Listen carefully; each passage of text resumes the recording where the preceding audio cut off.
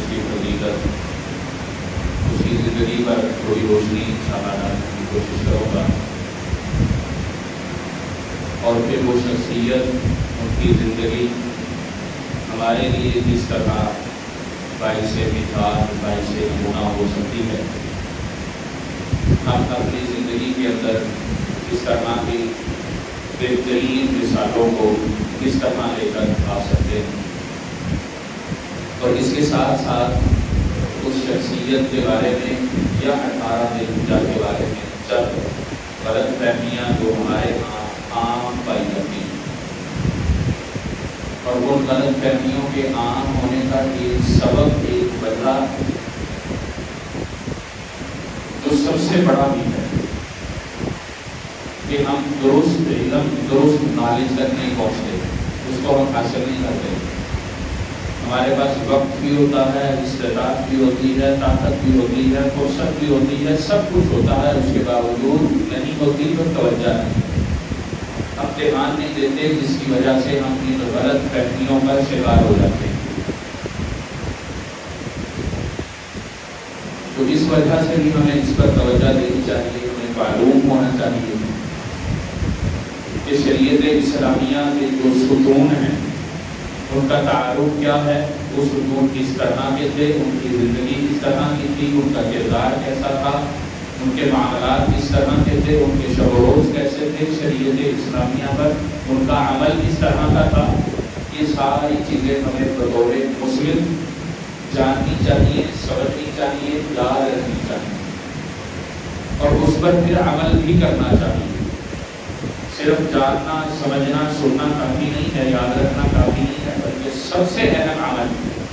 اور اس وقت موجودہ معاشرے کی اگر بات کی جائے، جس معاشرے کا ہم حصہ ہیں، جہاں ہم زندگی گزار رہے ہیں، یہاں سب سے زیادہ عمل کی کمی ہے۔ علم کے تھم مل جائیں گے آپ کو، بڑی بڑی باتیں کرنے والے بھی مل جائیں، لیکن اگر کوئی کمی ہے، کہیں پیشی ہے، کہیں اس طرح کا معاملہ ہے جہاں ہمیں کوتاہی نظر آتی ہے، تو وہ عمل کے اندر، عمل میں ہم کمزور ہیں، اور یہی وہ کمزوری ہے کہ ہمیں ان غلط فہمیوں کے ساتھ ساتھ اور بہت سارے مسائل میں ہمیں چکرے ہوئے ہیں۔ یہ ہم ایک بار اگر سمجھ لیں، اس کو اپنے اندر سے دور کرنا شروع کر دیں، تو ہمارے کئی سارے معاملات، کئی سارے مسائل سلجھ جائیں، ان کا ہمیں حل مل جائے، ہم ان پریشانیوں کو اپنے آپ سے دور کر لیں۔ لیکن یہاں پر بھی بات وہی ہے کہ ہم اگر اس پر توجہ کریں گے، ہم اگر اس پر محنت کریں گے، جستجو کریں گے، اس کو وقت دیں گے، اس کو اہم سمجھیں گے، پھر ہی ہم یہ کر سکیں گے۔ اور میری مراد 18 ذوالحجہ سے جو شخصیت ہے، ستارہ ہے، آپ علیہ الصلوۃ والسلام کا دوہرا دماد ہے، سیدنا عثمان بن عفان رضی اللہ تعالیٰ عنہ، آپ کا یوم شہادت ہے، 18 ذوالحجہ ہے، جمعے کا دن ہے، عصر کا وقت ہے، آپ رضی اللہ تعالیٰ عنہ کی شہادت مظلومیت کی اعلیٰ درجے کی مثال ہے، اس سے اوپر کوئی مظلومیت کی شخصیت موجود نہیں ہے تاریخ اسلام۔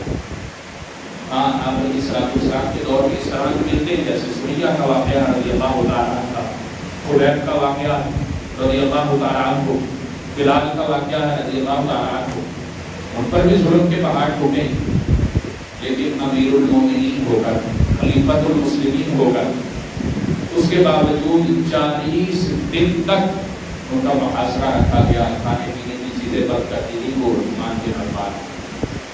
اور آپ رضی اللہ تعالیٰ عنہ کی فضیلت کی اگر بات کی جائے، تو فضیلت اگر کسی نے ماننی ہو، سمجھنی ہو، تو اس کے لیے ایک بات ہی کافی ہے، اور وہ بات اگر اللہ کی ہو تو پھر اس کی کوئی مثال ہی نہیں۔ اور یہاں پر تو اللہ اور اس کے رسول دونوں کی باتیں موجود ہیں، دونوں کے اقوال موجود ہیں، دونوں سے عثمان کی فضیلت موجود ہے۔ لقد رضی اللہ عن المؤمنین اذ یبایعونک تحت الشجرۃ فعلم ما فی قلوبہم۔ اللہ رب العالمین نے یہ سورۃ فتح کے اندر ذکر کیا، تیسرا رکوع شروع ہوتا ہے، اللہ رب العالمین کس کی وجہ سے یہ بات کرتا ہے؟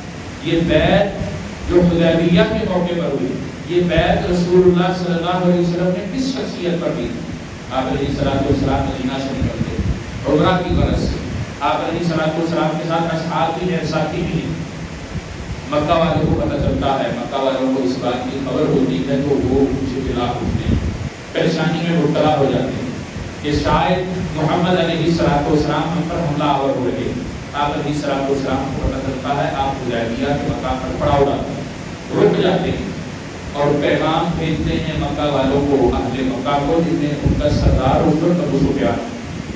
آپ علیہ السلام پیغام بھیجتے ہیں کہ ہم جنگ کے لیے نہیں آئے، جھگڑا کرنے کے لیے، لڑائی کے لیے نہیں آئے، مکہ کو فتح کرنے کے لیے نہیں آئے، ہم صرف بیت اللہ کی زیارت کے لیے آئے ہیں، اس کا طواف کریں گے اور واپس چلے جائیں گے۔ اور اس پیغام کو لے کر جانے والے آپ کے سفیر سیدنا عثمان رضی اللہ تعالیٰ اور آپ کے ساتھ دیگر صحابہ مکہ والوں کو یہ پیغام دیتے ہیں، مکہ والے اس بات کا انکار کر دیتے ہیں، مانتے نہیں، اجازت نہیں دیتے، اس بات کو سمجھتے نہیں۔ اور پھر سیدنا عثمان رضی اللہ تعالیٰ کو اس بات کے ساتھ تکرار تھوڑی سی ہوتی ہے، بات چیت ان کے ساتھ ہوتی ہے کہ رسول اللہ صلی اللہ علیہ وسلم کا ارادہ یہ ہے، آپ کس وجہ سے منع کرتے ہیں، روکیں؟ مکہ ان کے پاس ہے، اختیار ان کے پاس ہے، حکومت مکہ کی ان کے پاس، اس کی وجہ سے سیدنا عثمان رضی اللہ تعالیٰ عنہ کو مکہ والے قید کر دیتے ہیں۔ اور نبی علیہ السلام پر یہ خبر پہنچتی ہے کہ عثمان بن عفان اور آپ کے ساتھی جو امیر بن کر آپ نے بھیجے تھے ان کو شہید کر دیا گیا۔ آپ علیہ السلام پر جس طرح کی تحقیق ہوتی ہے، پریشان ہو جاتے ہیں، اپنی جماعت کو، اپنے اصحاب کو بلاتے ہیں، جمع کرتے ہیں اور اس بات پر بیعت لیتے ہیں کہ عثمان کا بدلہ ہم نے لینا ہے، اس بات پر میرے ساتھ کون کون بیعت کرے گا۔ اور سب سے پہلے رسول اللہ صلی اللہ علیہ وسلم اپنے ہاتھ پر ہاتھ رکھتے ہیں، اپنے ہاتھ پر ہاتھ مارتے ہیں اور یہ کہتے ہیں یہ ہاتھ عثمان کا ہاتھ، یہ بیعت عثمان کی بیعت ہے، میں عثمان کی طرف سے محمد علیہ السلام بیعت کرتا ہوں، عثمان کا بدلہ دوں۔ یعنی کہ آپ علیہ السلام اپنے ہاتھ مبارک کو عثمان ہاتھ کرا دیں۔ یہ عثمان رضی اللہ تعالیٰ عنہ کی یہاں پھر فضیلت پتا چلتی ہے، آپ یہاں موجود نہیں، عثمان کا بدلہ لینا ہے، بیعت کے لیے عثمان کا ہاتھ رسول اللہ صلی اللہ علیہ وسلم نے اپنے ہاتھ کو کرا دیا اور سب سے پہلی بیعت یہ والی آپ صلی اللہ علیہ وسلم نے اعلان کی۔ اس کے بعد آپ کے اصحاب ہیں جتنے ہیں حدیبیہ کے میدان کے اندر بیعت رضوان اس کو کہا جاتا ہے، سارے باری باری بیعت کرتے ہیں اور اللہ رب العالمین کیا اعلان کرتے ہیں، اس بیعت کا سبب کیا ہے؟ عثمان بن عفان۔ اعلان اللہ رب العالمین کرتا ہے، لقد رضی اللہ عن المؤمنین، اللہ رب العالمین کی مومنوں سے جتنے بھی ہیں سب کے سب سے اللہ راضی ہو کہ یبایعونک تحت الشجرہ، اللہ رب العالمین نے ان کو مزید قید کر دیا، اس واقعے کو مزید قید کر دیا اس بات کے اندر کہ درخت کے نیچے وہ بیعت کرنے والے لوگ تحت الشجرہ، آپ علیہ السلام درخت کے نیچے بیٹھے، ٹیک لگا کر صحابہ سے بیعت لے لی، ہاتھ پھیلایا آپ صلی اللہ علیہ وسلم، اپنے ہاتھ پر ہاتھ رکھ کر بیعت لیا آپ صلی اللہ علیہ وسلم۔ اللہ رب العالمین نے رکھے یبایعونک تحت الشجرہ، یہ بیعت کرنے والے جتنے بھی ہیں رضی اللہ ان سب سے راضی ہو، درخت کے نیچے جنہوں نے بیعت فانزل السکینۃ علیہم فاصابہم فتحا قریبا، اللہ رب العالمین نے ان کے دلوں پر سکینت نازل کر دی، اطمینان نازل کر دیا، ڈر خوف نکال دیا، عثمان رضی اللہ تعالیٰ عنہ کا بدلہ لینے کا جذبہ پیدا کر دیا، وہ واقعہ جو ہوا تھا اس پر صبر کی تلقین اللہ نے اور اس کے رسول نے جو کی تھی وہ ان کے دلوں کے اندر اللہ نے پیدا کر دی۔ یہ سکینت ہے، اطمینان جس کا ہم مانا کرتے ہیں، سکون حاصل ہو جانا۔ بندہ کسی پریشانی کے اندر ہے، وہ پریشانی میں مبتلا ہے، اس کے دل کی کیفیت مضطرب ہے، وہ کسی جگہ مطمئن نہیں ہو پا رہا، اس کی کیفیت اطمینان بخش نہیں ہے، اس کو سکون حاصل نہیں ہے، راحت میسر نہیں، اس کو ہم کہتے ہیں اس کو سکینت نہیں، سکون میسر نہیں ہو رہا۔ اور جب سکون ہو جاتا ہے، اس تکلیف سے انسان نجات حاصل کر لیتا ہے، اس کے دل کو اطمینان مل جاتا ہے، اس کو سکون میسر ہو جاتا ہے، راحت آ جاتی ہے، ہم کہتے ہیں کہ سکون سے سو گیا، اس کی تکلیف کم ہو گئی ہے، اس کی جو کیفیت تھی، شدت تھی، وہ کم ہو گئی، اب یہ سکون کر رہا ہے، آرام کر رہا ہے، اس کو نہ چھوڑی سکینہ ہے۔ اس کی یہ تعریف اللہ رب العالمین نے فانزل السکینۃ علیہم وَأَثَابَهُمْ فَتْحًا قَرِیبًا، اللہ رب العالمین نے ان بیعت کرنے والوں سے اپنی صرف رضامندی کا اعلان نہیں کیا، اللہ رب العالمین نے ان کے دلوں کو سکون دیا، اللہ رب العالمین نے اس بیعت کو قبولیت کا ایسا درجہ دیا، اللہ کہتا ہے وَأَثَابَهُمْ فَتْحًا قَرِیبًا، قریب ترین آنے والی فتح کی خوشخبری اللہ رب العالمین نے دی۔ اور قریب ترین فتح نہیں فتوحات ہیں جو مسلمانوں کو اللہ رب العالمین نے دی. واقعہ کیا ہے, سبب کیا ہے, وجہ کیا ہے؟ صرف یہ خبر ایک ہے اور وہ خبر بھی درست نہیں تھی. آپ علیہ السلام پر جو خبر وہ پہنچی تھی عثمان کی شہادت کی, وہ درست نہیں, صرف خدشہ تھا. اس خدشے کے تحت آپ علیہ السلام نے عثمان کے لیے بیعت دی اور صرف بات کیا, بدلہ لینا عثمان. یہ اللہ رب العالمین عثمان رضی اللہ تعالیٰ عنہ کی فضیلت بتائی. اور عثمان رضی اللہ تعالیٰ عنہ کی اس فضیلت کے بعد نبی علیہ السلام کے بیعت, ہاتھ سے بیعت ہونا, بیعت کرنا, اپنے ہاتھ کو عثمان کا ہاتھ قرار دینا, یہ دوسری بڑی فضیلت. اور پھر سب سے بڑی فضیلت, ان فضیلتوں کے ساتھ ساتھ ان میں مقابلہ نہیں ہو سکتا. یہ ایک سے بڑھ کر ایک فضیلت اس کو قرار دیا جا سکتا ہے. ہاں اگر بات کلام کی بات کیجیے تو اللہ کا کلام سب سے بلند. نبی علیہ السلام کی پے در پہ 2 بیٹیوں کے داماد, یہ عثمان کو فضیلت, علی کو بھی فضیلت ہے رضی اللہ تعالیٰ عنہ. لیکن سیدنا عثمان رضی اللہ تعالیٰ عنہ کو آپ صلی اللہ علیہ وسلم نے 2 بیٹیاں نکال دی, رقیہ اور ام کلثوم رضی اللہ تعالیٰ عنہ. اور آپ علیہ السلام کی تمنا کیا تھی, اگر محمد علیہ السلام کی 40 بیٹیاں بھی ہوتی تو عثمان کو رکھ دے کر نکال دیتے. یہ عثمان کی فضیلت ہے. اللہ اور اس کے رسول دونوں کے ذریعے سے یہ فضیلت ہے. پھر ایک فضیلت سیدنا عثمان بن عفان رضی اللہ تعالیٰ عنہ, نبی علیہ السلام کو احد کے پہاڑ پر ہے, صحیح بخاری کی روایت ہے, احد ملتا ہے, ٹھنڈا ہوتا ہے. آپ علیہ السلام کہتے ہیں بہت یا فَإِنَّ عَلَيْكَ نَبِيٌّ وَصِدِّيقٌ وَشَهِيدَانٌ. 4 کا اکثر رسم ذکر کرتے ہیں. سیدنا انس رضی اللہ تعالیٰ عنہ کو اس حدیث کو روایت کرتے ہیں, بہت رک جا, ٹھہر جا, تھم جا, تجھ پر ایک نبی ہے, تجھ پر دوسرا ایک صدیق ہے. ایک نبی, ایک صدیق, 2 شہید, شہیدان, 2 شہید ہیں. اور وہ 2 شہید کون ہیں؟ صدیق ہم سب جانتے ہیں, ابو بکر رضی اللہ تعالیٰ عنہ, نبی محمد علیہ السلام, اور شہیدان عمر اور عثمان. آپ علیہ السلام کی زبان مبارک سے گویا بشارت بھی نہیں, سیدنا عثمان اور عمر کو شہادت کے مرتبے پر فائز ہونے. آپ علیہ السلام کی زبان مبارک سے یہ فضیلت کا درجہ عثمان کو ملتا اور اس کو مخاطب کر کے آپ علیہ السلام روکتے. یہ فضیلت کی مقام عثمان کا. پھر ایک فضیلت بھی تھی سیدہ عائشہ رضی اللہ تعالیٰ عنہ کی روایت ہے, اور اسی طرح سیدنا ابو ذر رضی اللہ تعالیٰ عنہ کی روایت ہے. دونوں مختلف ہیں, مقامات الگ الگ ہیں, ساتھی وہی ہیں, روایت کرنے والے الگ الگ ہیں. سیدہ عائشہ کی روایت میں کیا ہے رضی اللہ تعالیٰ عنہ, نبی علیہ السلام گھر میں تشریف فرما, آرام کر رہے ہیں لیٹے ہوئے. سیدنا ابو بکر رضی اللہ تعالیٰ عنہ ہوتے, ابو بکر عائشہ کے والد ہیں, آپ کے سسر. نبی علیہ السلام جس حالت میں لیٹے ہوئے ہیں اسی حالت. اور سیدہ عائشہ کی روایت یہ والی بیان کرتی کہ آپ علیہ السلام کی جو پٹلی ہے, کان اس سے کپڑا اٹھا ہوا یہاں تک, اور ایک روایت میں گھٹنے کا بھی ذکر کہ آپ علیہ السلام کا جو کپڑا ہے وہ گھٹنے تک. نبی علیہ السلام اپنی کیفیت کو تبدیل نہیں کرتے. اس کے بعد سیدنا عمر رضی اللہ تعالیٰ عنہ ہوتے ہیں, آپ علیہ السلام اسی کیفیت. اور اس کے بعد پھر عثمان غنی آتے ہیں رضی اللہ تعالیٰ عنہ. آپ علیہ السلام سیدھے ہو کر بیٹھ جاتے ہیں, اپنے کپڑے کو نیچے کرتے ہیں, اپنی کان کو جو کھلی ہوئی ہے پٹلی اس کو چھپا لیتے ہیں. واقعہ ہوا, بیٹھے چلے گئے. عائشہ رضی اللہ تعالیٰ عنہ پوچھی, محمد علیہ السلام میرے ابا جان آئے, عمر رضی اللہ تعالیٰ عنہ آئے, حفصہ کے والد ہیں, آپ کے سسر ہیں, وہ آپ اسی حالت میں ہیں, لیکن عثمان جب آئے آپ تبدیل ہو. آپ علیہ السلام فرماتے ہیں کیا میں اس شخص سے شرم حیا نہ کروں جس سے فرشتے, اللہ کے فرشتے بھی حیا کریں. یہ حیا کا پہلو ہے, شرم کا پہلو ہے. اور سیدہ عائشہ رضی اللہ تعالیٰ عنہ کی ایک اور روایت ہے کہ اگر عثمان کو میں کوئی کام کہہ دوں, کوئی بات کہہ دوں, جس حالت میں وہ ہو, اگر میں کہہ دوں وہ اپنی شرم کی وجہ سے وہ کر نہیں سکے, وہ کام نہیں ہو سکے. اتنی شرم ان کے اندر, اتنے حیا کے وہ کہتے ہیں. یہ عثمان رضی اللہ تعالیٰ عنہ. اور ابو ذر رضی اللہ تعالیٰ عنہ کی روایت کنویں کے بارے میں, آپ علیہ السلام پانی کے اندر پاؤں لٹکا کر بیٹھے ہوئے. ابو بکر آتے ہیں اسی کیفیت میں, عمر آتے ہیں اسی کیفیت میں, عثمان آتے ہیں, آپ علیہ السلام کپڑا نیچے کرتے ہیں. یہ ابو ذر رضی اللہ تعالیٰ عنہ اس حدیث سے راوی.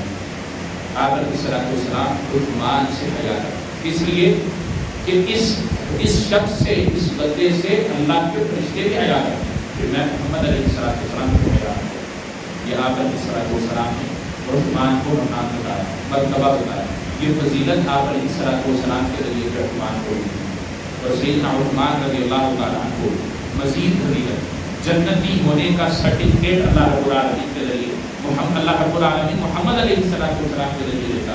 اس طرح تبوک کا موقع جیسے عسر تیار ہو رہا ہے، اور یہ جیسے عسر تبوک پر تیار ہونے والے لشکر کو کہا جاتا ہے، یہ نام مجھے یاد ہونی چاہیے۔ آپ علیہ السلام مال کے محتاج، مال کی ضرورت ہے، آپ کے ساتھیوں کے پاس سواریاں نہیں ہیں، مال نہیں ہے، لڑنے کے لیے اسلحہ موجود نہیں ہے۔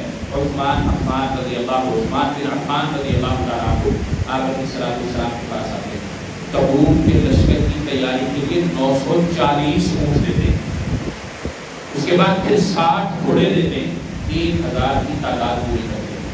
آپ علیہ السلام یہ بھی تبوک کا موقع ہے، تشریف فرما ہے۔ عثمان رضی اللہ تعالیٰ عنہ کہتے ہیں آپ علیہ السلام کی چوری میں 1000 دینار کو لوٹ لیتے ہیں، اور نبی علیہ السلام سیدنا سمرہ رضی اللہ تعالیٰ عنہ یہ منظر پیش کرتے ہیں، اس منظر کی منظر کسی کرتے ہیں، آپ علیہ السلام اس کو یوں کرتے ہیں، اپنے ہاتھوں سے ان دیناروں کو الٹتے پلٹتے ہیں۔ 1000 دینار آپ کی جھولی میں ہے جو عثمان نے پلٹایا، اور اس کو پلٹاتے ہوئے کہتے ہیں کہ اگر آج کے بعد عثمان کوئی کام نہ کرے اللہ کی جنت اس کے۔ یہ عثمان رضی اللہ تعالیٰ عنہ آپ علیہ السلام کی زبان مبارک سے جنت کی بشارت دی، اور یہ بھی وہ عثمان ہے جنہوں نے اجتماعیت کا بھی خیال کیا، یہ عمل بھی ان کا اجتماعی ہے، اور غنی کا خطاب بھی اسی وجہ سے ان کو ملا ہے۔ آپ علیہ السلام اعلان کرتے ہیں مسلمانوں کے لیے مسجد کی جگہ کی ضرورت ہے۔ آپ علیہ السلام ایک میدان کا ذکر کرتے ہیں، اس میدان میں کھجوروں کو خشک کیا جاتا ہے۔ عرب کے اندر، مدینہ کے اندر، یثرب کے اندر کھجوروں کے باغات تھے، کھجوروں مقام، وہ کھجوروں کو پھیلا کر خشک کیا کرتے تھے، اور وہ میدان مسجد سے ملحقہ تھا، اور مسجد نبوی ہے، محمد علیہ السلام کی مسجد ہے۔ آپ علیہ السلام کہتے ہیں اس جگہ کو خرید کر مسجد میں پہنچے تو عثمان کھڑے ہوئے، ابو بکر نے بھی جگہ خرید کر دی تھی، وہ پہلی جگہ۔ یہ عثمان رضی اللہ تعالیٰ عنہ کو اس کھجوروں کے خشک کرنے والے میدان کو خرید کر مسجد میں گئے، آپ سے جنت کی بشارت حاصل کرتے۔ ایک اور موقع پر ایک ہی مجلس کے اندر 8 دفعہ آپ علیہ السلام سے جنت کی بشارت حاصل، اور پھر اجتماعی قومیت کو، قوم کے لیے سیدنا عثمان سوچتے ہیں رضی اللہ تعالیٰ مسلمانوں کے لیے پینے کا پانی ہو اس میں۔ ایک کنواں مدینے کے اندر ہے، یہودیوں کا اس پر قبضہ ہے، یہودیوں سے منہ مانگی قیمت پر وہ کنواں خرید کر آپ علیہ السلام کے پاس آتے ہیں، آپ کو خبر دیتے ہیں، اطلاع دیتے ہیں اللہ کے نبی میں عثمان نے یہ کنواں خرید لیا۔ آپ علیہ السلام اس کو بیت المال کے ساتھ عثمان یہ اللہ کے لیے وقت کرتے ہیں، عثمان وقت کر دیتا ہے، اور قربان ہے وقت کرنے کی ترتیب کیا ہے؟ مسلمان بھی پانی بھرے، یہودی بھی پانی بھرے۔ یہودی جو کچھ کرتے تھے وہ عثمان نے نہیں کیا، آپ کی تعلیم ہی یہ نہ تھی۔ اسلام کی تعلیم، خوبصورت دین کی تعلیم کیا ہے؟ انسانیت۔ لیکن انسانیت کا مطلب یہ نہیں ہے کہ اسلام کو ہم بھول جائیں، قطعاً یہ نہیں ہے، یہ اسلام ہی ہمیں تعلیم دیتا ہے، اسی تعلیم کو ہم نے مد نظر رکھنا ہے۔ ہمیں عام طور پر یہاں بات مجھے یاد آ رہی ہے، وہ بھی کرتا چلوں، پینا فلیکس پہ بعض بورڈوں پر ہمیں نظر آتا ہے میرا دین انسانیت ہے، یہ جملہ درست نہیں ہے، یاد ہے، یہ آپ کراچی کی شاخاؤں پر یہ دیکھ لیں، آپ کو یہ بورڈ نظر آ جائے، میرا دین انسانیت ہے، میرا دین انسانیت ہے، لیکن میرا دین دین اسلام ہے، جس کو اللہ نے پسند کیا۔ یہ ضمناً میں بات کر رہا ہوں، ہمارے موضوع سے تعلق نہیں رکھتے، لیکن اس بات کو ہمیں سمجھ لینا چاہیے، اس کی اصلاح ضروری ہے، اور اگر کوئی اس شخص تک پیغام پہنچا سکتا ہے پہنچائے کہ انسانیت نہیں، دین اسلام ہے، اور یہ دین ہی ہمیں اس بات کی تبلیغ کرتا ہے، دعوت دیتا ہے کہ انسانیت کا خیال کرو، جیسا کہ عثمان ہے۔ انسانیت کے اندر مسلمان بھی ہیں، یہودی بھی۔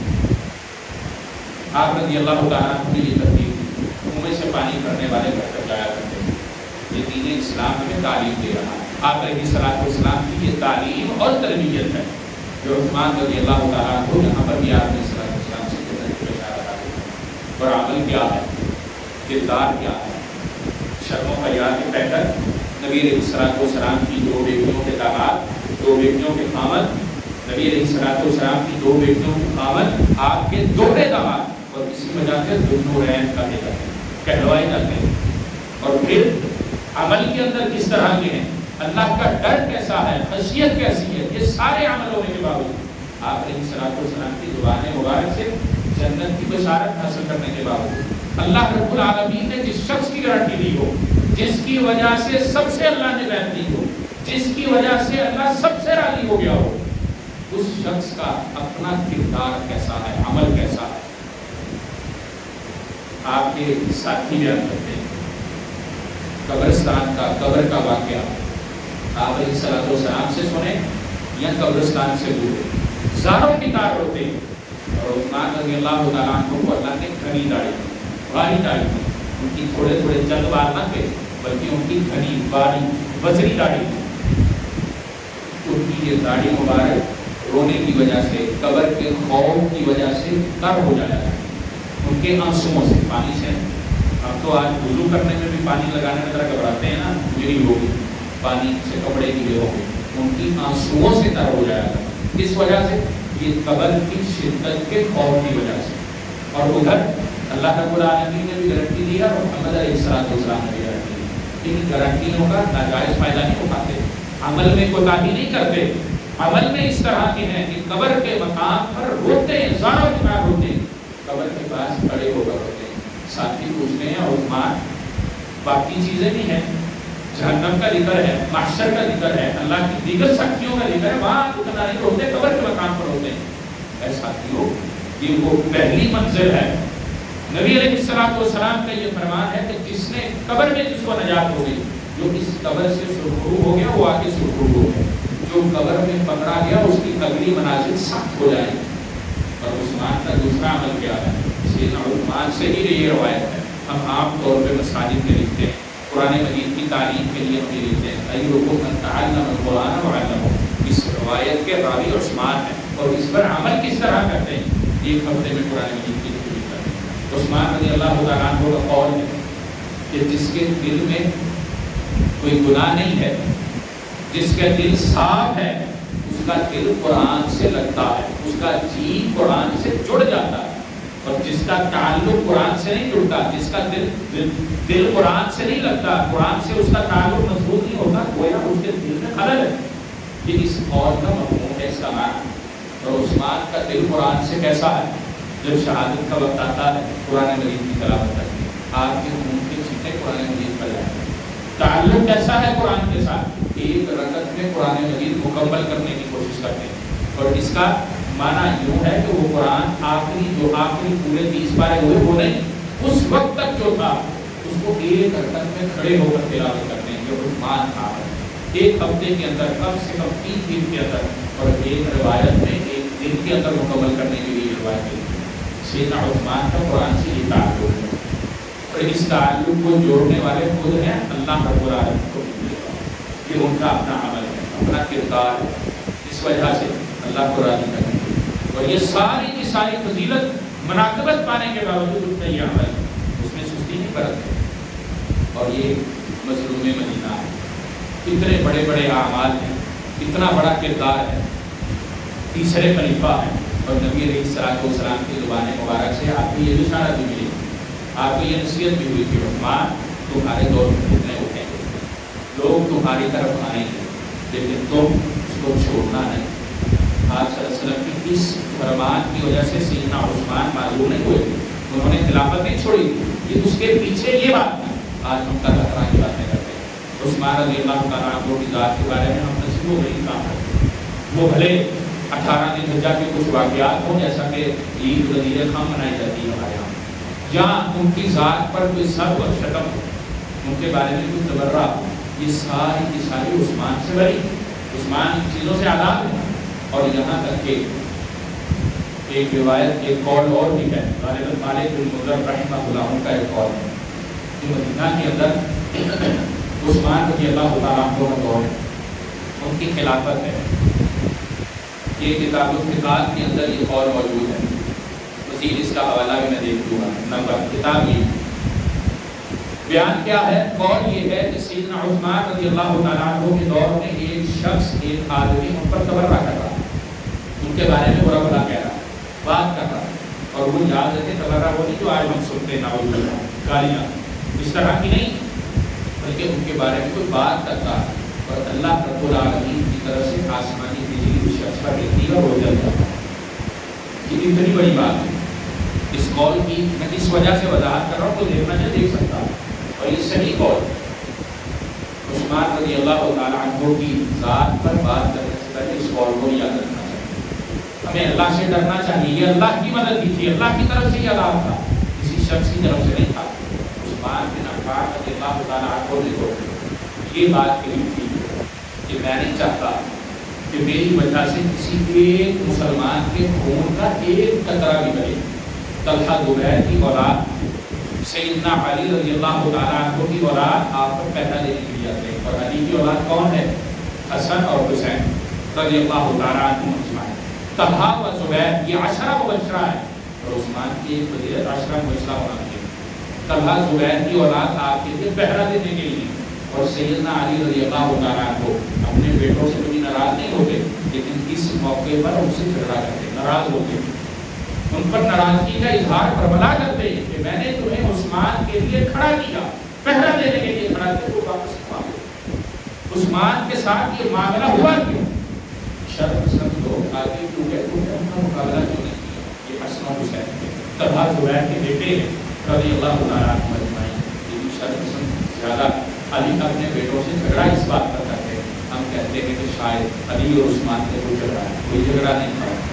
علی خلیفہ چہاروں میں، عثمان خلیفہ سوم ہے، عمر ابو بکر عمر خلیفہ اول اور دوم ہے، اس میں کوئی اختلاف نہیں ہونا چاہیے، اور یہ نبی علیہ الصلوۃ والسلام کے بنائے ہوئے خلفاء۔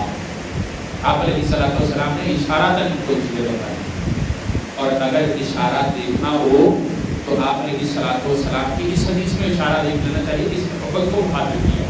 اس کے علاوہ اور بہت سارے اس پر دلائل، پھر چند غلط فہمیاں، بات بڑھتی لمبی ہو رہی، موضوع ہے کہ بہت لمبا، میں اختصار کرتا ہوں۔ عثمان رضی اللہ تعالیٰ عنہ کے حوالے سے 18 ذی الحجہ کے حوالے سے بہت ساری غلط فہمی، جن میں سے ایک 18 ذی الحجہ کے حوالے سے بہت بڑی غلط فہمی، عید غدیر قوم، اس کو ہم نام دیتے ہیں۔ یاد رکھیے رسول اللہ صلی اللہ علیہ وسلم نے مسلمانوں کو 2 عیدیں دی، چند دن پہلے انہیں ایک عید گزاری ہے، عید الاضحیٰ، اور اس سے 2 مہینے پہلے عید الفطر ہم نے گزاری۔